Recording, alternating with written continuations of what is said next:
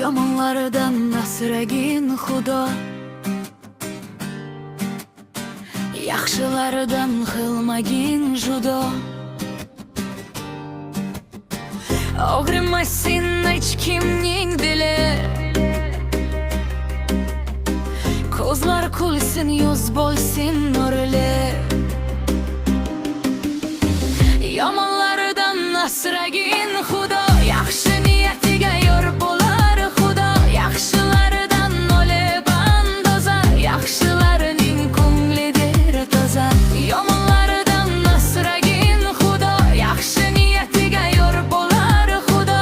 Yaxshilardan o'lib andoza, yaxshilarning ko'nglidir toza.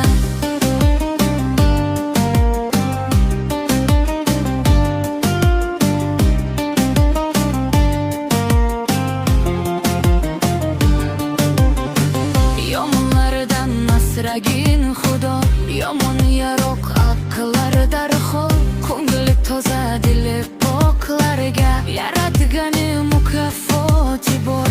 Yomonlardan asragin Xudo, yaxshi niyatiga yor bo'lar Xudo.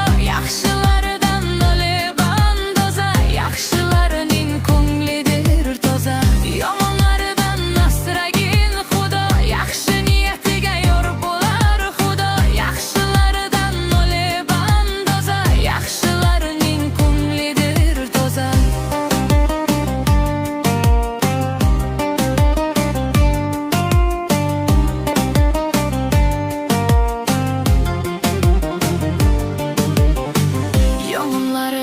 Asragin Xudo, yomon odam do'st bo'lolmaydi. Ichi xora, ko'rimgar tufli,